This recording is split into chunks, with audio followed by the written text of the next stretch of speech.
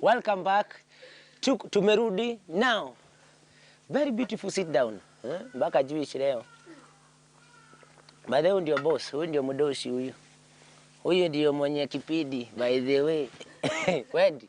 And you know, when Dr. you're talking, I keep reflecting about so many things that we have encountered in these chamas. And some of the things are things that you strongly believe in, you know, discipline and determination. You must be disciplined.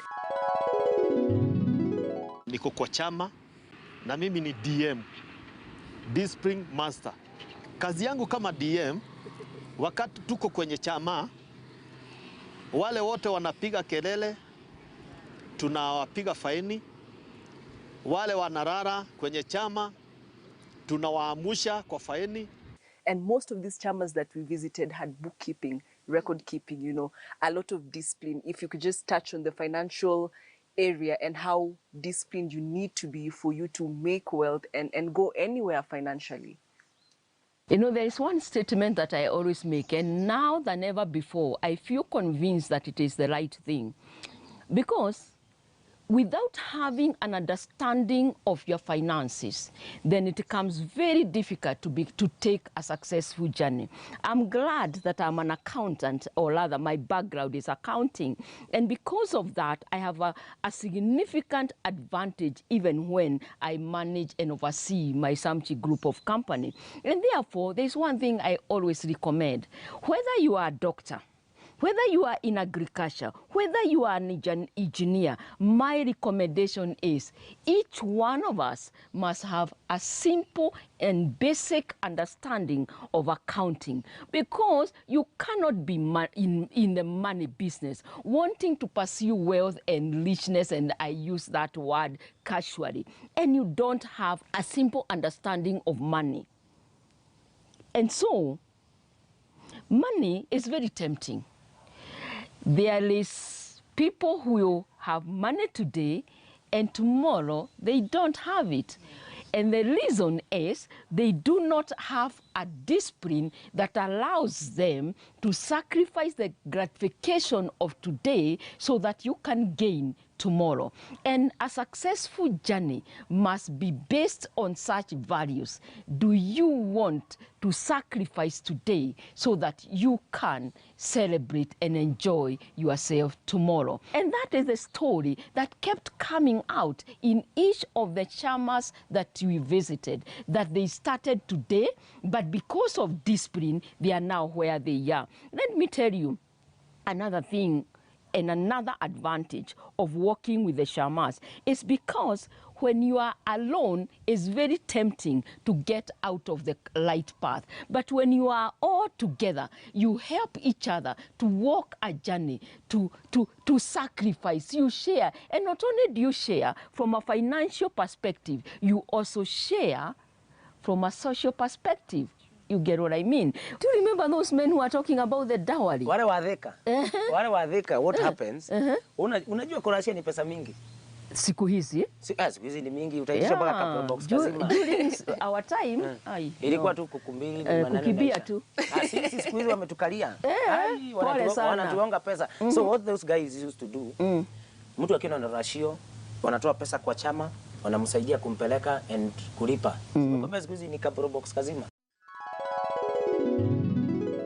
With 87 members, tuseme kama rafiki yangu hapa ako na dawari, amepata wahi, yeye ni kurashia, amepata kurashia, sisi tunamshikilia. Siku hizi hata unaweza rashia na milioni. Unaweza rashia na milioni. Tumekaliwa huku nje. Now, madam, what can you tell people about investing? Ukipata ile kidogo uko nao, how can you invest and still you keep on living the way ulikuwa unaishi?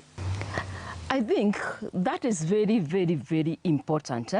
And I am aware that a lot of us are living a life that is beyond our means, because there is a lot of social pressure that is going around, not only for the young people. I've also come to realize even people who are slightly older are also crucifying their destiny, their purpose at the table of the peer pressure. And so it is important to understand yourself and set a path for yourself. I always say it is good that you keep your lane. And one of the things that I am recommending this day is that young people must take a journey of self-discovery. When you discover who you are, when you discover what your destiny is, washa hiyo side issues ya kuambiwa enda hivi, remain on what your goals are. And at this juncture, I think I also want to take this opportunity to remind people and young people and women that it is important to remain focused and to be consistent, because one of the reasons why people are not achieving their goals is because today they are in Matatu, tomorrow they are in hair salon, and they are all over. With that approach and that mentality, I can tell you that going forward becomes very difficult. So ukipata pesa kidogo, call yourself for a meeting.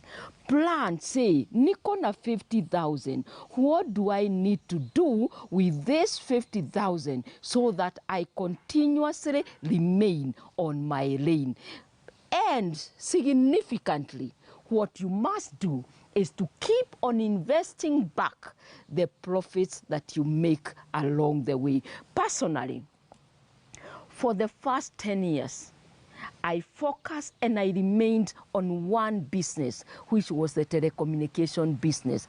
People may wonder and ask me, why was it so? It is because I recognized with a capital of only 50,000, there was no way I was going to play aloud with my capital. Therefore, madeni sikuwa nataka hata near me. What is that? Karibu na wewe. Karibu na wewe. Karibu na wewe. You know?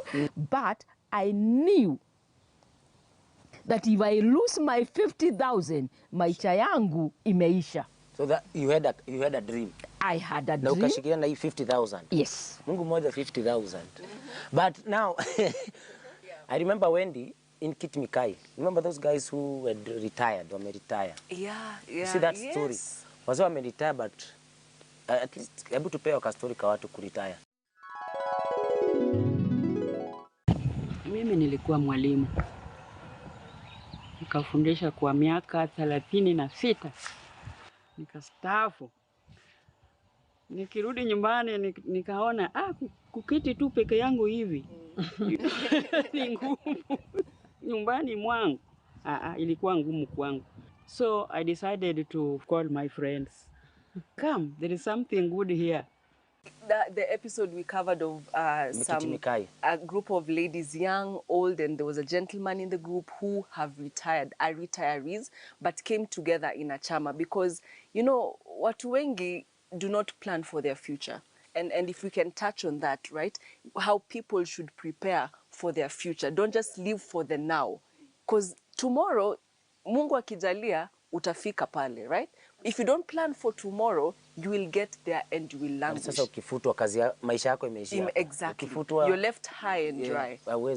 Yeah. You know, there's one thing, and I'm happy you have given me this opportunity to talk about this. There's one thing I do believe. Even when I read my Bible, I've never seen the word retirement. This is therefore what I see. Ni ukweli juu hata Abraham tunaambia aliishi miaka ngapi? Hakuna retirement. Tuendelee. Hai Abraham, hakuna retirement. Kwa hivyo tunakosea sana. So the retirement as it is today is actually a creation of man. It was never created and meant that you work for a few years and then you stop becoming productive to the society. The only thing that does happen is that you re-engineer yourself, or rather that's what I recommend. You re-engineer yourself and you rediscover yourself and you redefine what is your next value to yourself, to your family, and to the society. In my book, Give Me My Mountain, I've spoken about Caleb. And we are told that Caleb asked for his mountain at 85 years. Surely, many of us are told to go home at 55 and do what with my other 70 years? Thank God there was one man or one woman who was wiser, and he said, this coming together, perhaps we can think of investment. We can think of bringing our resources together. And when they brought their resources together, the story was such a success. What does that tell me? It doesn't matter where your age is. I remember there was another young people, their average age was 20-something. Those ones that were dowering and all that. Yes, very young people. Again, they came together. Remember the one of the recreation of a swamp somewhere? Again, young people coming together and defining that their objective is to protect and defend the environment. What am I trying to say? That there are so many objectives there. There are so many ideas there. There are so many agendas that can bring people together. The big question is, are you willing, Weddy, to reach out for Joro? Joro, are you willing to join? And when you come with discipline, eh? I'm very willing. He wasn't willing. Are you willing to join Chama? That is under my strict discipline. Because you know I'm a disciplinarian. I know. You cannot come and start joking in my Chama. You know, initially it's never easy, I am sure.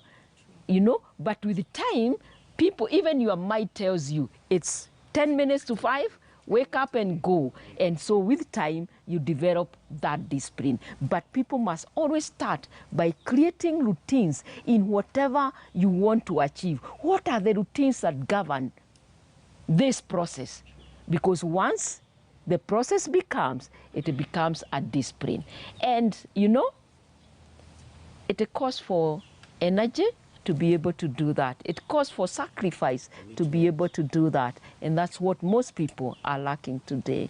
True.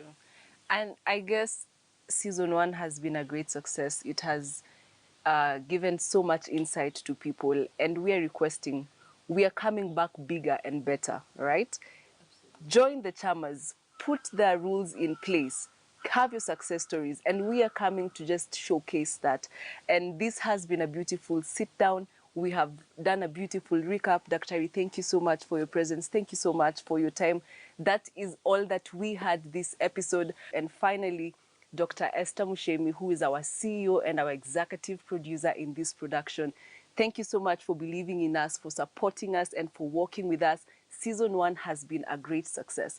And in our recap, we've talked about so many things, a lot of discipline, a lot of things that should be put in place for success to be done. And I want to introduce to you a beautiful product that we have. She is not only a doctor, she is not only a chief executive officer, she's also an author. Very good book, a phenomenal woman. When two people come together, great success should be there. But it's not automatic. There are things that should be put in place. Give Me My Mountain is a book that every person across all borders, all walks of life need to read. So much inspiration, so much wisdom.